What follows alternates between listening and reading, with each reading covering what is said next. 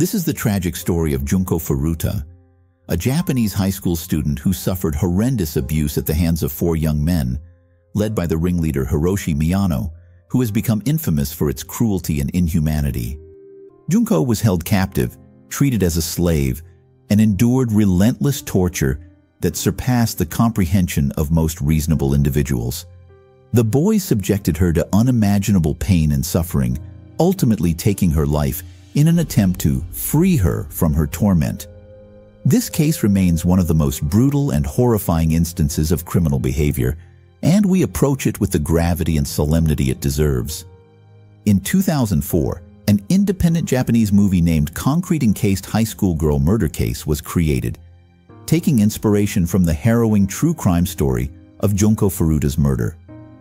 The title references the grim discovery of Junko's body in a concrete drum, symbolizing the barbarity of her captor's actions. Junko Furuta's seemingly ordinary life took a nightmarish turn on November 25, 1988, when she chanced upon a familiar face, Hiroshi Miyano. Hiroshi Miyano, a boy from her school with ties to the notorious Yakuza, harbored an unsettling fixation on Junko after she politely rejected his advances. Little did she know that this rejection would propel her into a gruesome and prolonged nightmare. Junko Furuta was a high school student with a part-time job. Everyone who knew her thought highly of her. She was well liked by her peers because she was respectful, behaved herself well, performed well in school, and abstained from drugs, alcohol, and smoking. As the sun went down on November 25, 1988, Junko Furuta rode her bike home from her part-time job. While on her way, Junko rode by a few hedges when a young man of her age sprung out, shoved her off her bike, and bolted. Seeing what had happened, a lad across the street hurried over to Junko, helped her get back on her feet, and then volunteered to accompany her home. This boy's name was Hiroshi Miyano, and Junko knew him from their shared school. So, she accepted. After they started chatting and walking together, Junko relaxed her guard. After that, she calmed down, and Hiroshi took the lead in deciding where they should go. Junko had gently rebuffed Hiroshi's previous advances when he asked her out on a date. This likely incited considerable animosity in Hiroshi, notwithstanding her politeness. Such a severe rejection has never happened to Hiroshi previously.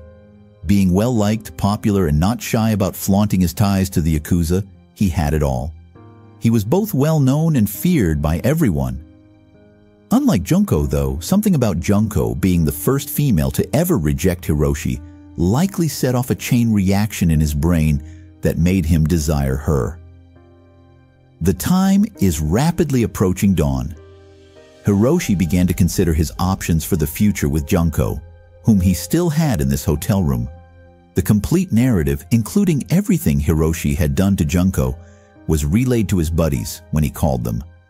The idea of keeping her around to repeat their actions to her seems to delight all of his companions. On that particular night at around 3 a.m., Hiroshi escorted Junko to a nearby park, where they subsequently reunited with his 3 companions, Joe Ogura, Shinji Minato, and Yasushi Watanabe. At that moment, Junko realized that Shinji, one of the 3 pals, was the youngster who had earlier pushed her off a bike. She began to wonder whether this was all part of a grand scheme. Junko had no idea that the boys had done this to other girls before her. Their criminal records included kidnappings and gangs. This happened not long after 4 of the lads abducted and raped another female before releasing her a few hours later. Upon their arrival at the park, Hiroshi handed the 3 guys Junko's possessions, allowing them to rummage through them and perhaps take anything. They discovered her true home address in one of her journals. The lads finally gained an advantage against Junko. They threatened to reveal her family's whereabouts and her address if she disobeyed their orders. In the event that she disobeyed Hiroshi, the Yakuza would be dispatched to destroy her whole family. When they finished in the park, the 4 boys brought Junko to live with Hiroshi and his parents. This residence served as a sort of headquarters for the gang. In preparation for any inquiry from Hiroshi's parents, they instructed Junko to pose as a girlfriend for one of the lads, yet such was never the case. Actually, his parents simply appeared unconcerned. Throughout the month and a half that Junko stayed at their residence, they never once questioned her presence. The parents have now spoken forward, admitting that they were unaware of the gravity of the situation and hence chose to remain silent. They were terrified of Hiroshi, their own son, due to their knowledge of his ties to the Yakuza, through his acquaintances and his willingness to use them. After the first 2 days, Junko's parents' concerns for their daughter were understandable. She disappeared after leaving her house for work one day. They went ahead and called the cops. A massive search for Junko ensued shortly after, and the lad's anxiety levels skyrocketed. Prior to the police locating her at their residence, they were aware that they were compelled to take action. The lads quickly recruited Junko to inform her own parents that she had escaped, was staying with a friend, and that everything was okay. She wished to remain undetected. Even Junko's own parents caved to their pressure and ended the police hunt for their daughter, thinking she was safe and happy with a friend. For the subsequent 40 days, Junko endured the most inhumane forms of torture while being rendered entirely defenseless throughout. She was aware that nobody was trying to find her. No one would be able to save her. On a daily basis, she endured physical abuse, starvation, and sexual assault. During her incarceration, it was believed she was raped up to 400 times. They used her as a punching bag, dangling from the ceiling. The lads would make her lie on the floor as they lowered massive barbells upon her, on her limbs, on her tummy. Lighters, candles, and cigarettes were used to scorch her. They had her consume her own excrement and pee in addition to live cockroaches.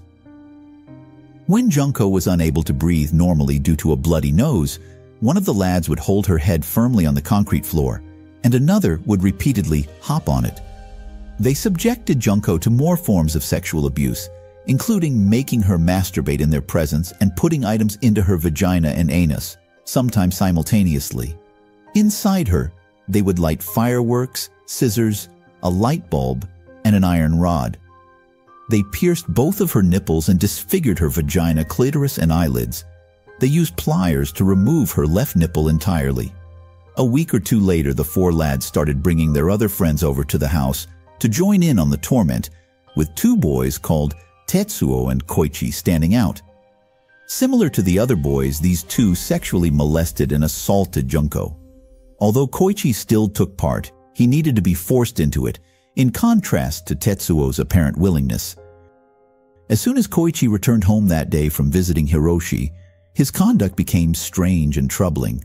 Since then, he's been keeping quiet about what transpired in Hiroshi's house with everyone except his brother.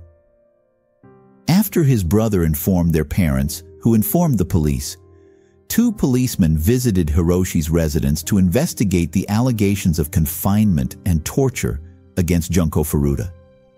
But Hiroshi's folks were there to greet them when they arrived. According to what the parents informed the authorities, there was no female present and no suspicious activity.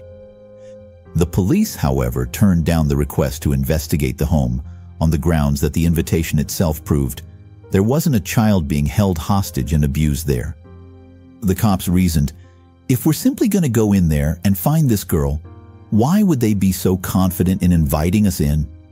There must not be a lady in there if they are so eager to let the cops in. This is a very risky way of thinking for the cops. They didn't even bother to step foot in Hiroshi's house to verify, instead leaving under the impression that there was no girl there. Junko Furuta's life was once again tragically lost due to another wasted opportunity to save her. About 2 or 3 weeks into Junko's imprisonment, in early December she discovered a phone and snuck out from the males when they were busy. But Hiroshi had already apprehended her, removed her phone, and sentenced her to torture by the 4 lads before she could report it to the authorities. They sodomized Junko Furuta with a big glass bottle after soaking her legs in lighter fluid and setting them on fire. As a result, Junko experienced serious bleeding and seizures.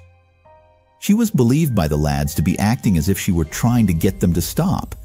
They decided to set her on fire once more, as a punishment for acting out her outbursts. Several times a day while she was in captivity, Junko begged the lads to just kill her. It was clear that the boys were enjoying themselves too much. Every single day they persisted in raping and beating her. Keep in mind that this was in the middle of December when the weather was frigid, and that they were now making her sleep on the balcony. Even without blankets, Junko was fast asleep on the balcony, while temperatures in Japan's winters dropped to -degrees. Along with their customary techniques of torture, beating, burning, sodomizing, and rampant, they started keeping her in a freezer for extended periods of time. One of the men claimed that Junko was unable to move due to the excruciating pain her numerous wounds were causing. From the boys' room upstairs to the bathroom below, it took her an entire hour. Over time, Junko's injuries rendered her incontinent, causing her to pee and defecate without her consent. She was unable to control herself, which only fueled the boys' hatred of Junko and their desire to punish her. In little time at all, Junko's body began to reject any food or liquid she attempted to consume, and she eventually went completely nil. Even for that, the boys hit her. At the conclusion of her incarceration, Junko's injuries had become so severe that she was hardly recognizable. Her face was so bloated that her features were almost invisible. Her incontinence, together with her severely burnt, wounded, and crippled physique, meant that she always reeked of unpleasant odors. The lads' sexual interest in Junko waned as a result of all this, which is why they were retaining her. The boys used to rape her several times a day, but they stopped wanting to do it as her health deteriorated. It was determined that the males would seek out another girl who would pique their sexual interest. On January 4th, 1989, Miyano lost a game of mahjong and decided to take his anger out on Junko by pouring lighter fluid on her body and lighting her on fire. Junko allegedly tried putting out the fire but ultimately became unresponsive. They continued to beat her, lighted a candle and dripped hot wax onto her face, placed 2 small candles on her eyelids, and forced her to drink her urine. After she was kicked, she fell onto a stereo unit and began having convulsions. Considering the fact that she was bleeding heavily and pooz was squirting out of her infected burns, they covered their hands in plastic bags and continued to beat her, along with dropping an iron exercise ball onto her stomach multiple times. The attack lasted roughly 2 hours before she eventually passed away. Being afraid of being charged with murder, the boys wrapped her body in blankets and shoved her body into a travel bag. Then, they placed her body in a 55-gallon drum and filled it with cement. Around 8 p.m., they loaded it and disposed of it in a cement truck in Koto, Tokyo. On January 23, 1989, Miyano and Ogura were arrested for the gang of a 19-year-old girl who they had kidnapped in December. On March 29th, 2 police officers came to question them, as women's underwear had been found at their addresses. During the questioning, Miyano believed that one of the officers was aware of the murder of Junko and his involvement in it. He assumed that Ogura confessed to the crimes to the police, so Miyano told the police where they could find her body. The officers were puzzled by this confession, as they weren't talking about Junko. They were talking about the murders of a different woman and her 7-year-old son that took place several days before Junko's abduction. The police found the drum that contained Junko's body and was able to identify her by her fingerprints.